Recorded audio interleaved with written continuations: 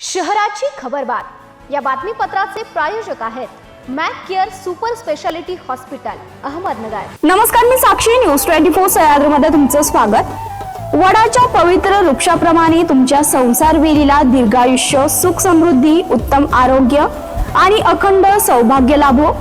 सावित्रीच्या अडळ निष्ठेचे, प्रेमाचे आणि समर्पणाचे तेज तुमच्या आयुष्यात सदैव उजळत राहो। वटपौर्णिमेच्या न्यूज 24 सह्याद्रीकडून मनपूर्वक शुभेच्छा।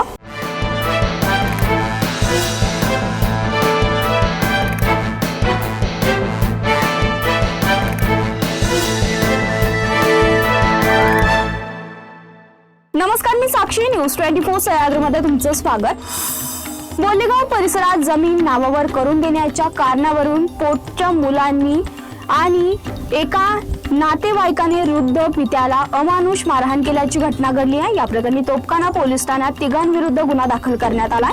गोपीचंद जाधव यांनी या संदर्भात पोलीस ठाण्यात फिर्याद दिली आहे। त्यांच्या तक्रारीवरून पोलिसांनी प्रल्हाद जाधव, शरद जाधव आणि जिजाबाई जाधव यांच्या विरुद्ध गुन्हा नोंदवलाय। मिळालेल्या माहितीनुसार बोलेगाव येथील उभ्या मारुतीच्या पाठीमागे फिर्यादी गोपीचंद जाधव यांच्या राहत्या घरासमोर हा प्रकार घडलाय। शहरातील बालिकाश्रम रोड परिसरात दुचाकीवरून जाणाऱ्या महिलेच्या गळ्यातील सुमारे 2 तोळ्याचे वजनाचे सोन्याची चैन दुचाकीस्वार चोरट्यांनी हिसकावून नेल्याची घटना घडली आहे। या प्रकरणी तोपखाना पोलीस ठाण्यात गुन्हा दाखल करण्यात आलाय। याबाबत तरुणा कालडा यांनी शनिवारी तोपखाना पोलीस ठाण्यात फिर्याद दिली आहे। त्यानुसार 23 जून रोजी सकाळी 8:45 वाजता त्यांच्या MH16 BW 3915 क्रमांकाच्या दुचाकीवरून बालिकाश्रम रोडने जात होत्या।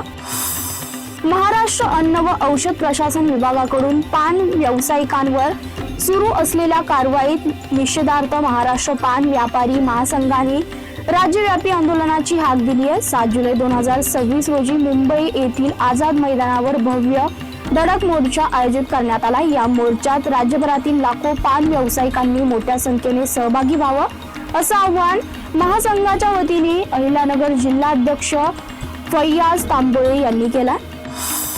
शहरातील बाबा बंगाली चौक येथे घरामध्ये रविवारी आग लागल्याची घटना घडली। या आगीत किचन मधील साहित्य, फ्रीज, फर्निचर, 3 बेड, टीव्ही तसेच घरातील इतर अनेक वस्तू जळून खाक झाल्या।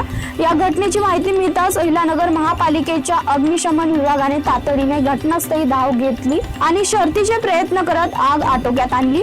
अग्निशमन दलाच्या वेळेवर आणि तत्पर कारवाईमुळे आग आजूबाजूच्या परिसरात पसरून मोठी दुर्घटना होण्यापासून बचाव झाला। नागरिकांनी अशा आपत्कालीन प्रसंगी घाबरून न जाता तत्काळ अग्निशमन विभागाशी संपर्क साधावा आणि सुरक्षेच्या सूचनांचं पालन करावं असं आवाहन आयुक्त यशवंत डांगे यांनी केलं।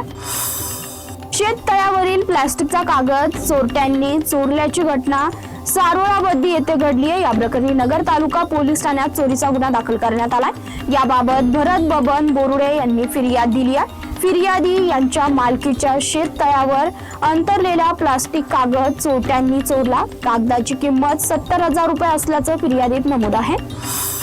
शहराची खबरबात मध्ये इथे संपतो। तुम्ही पाहत राहा न्यूज 24 सह्याद्री।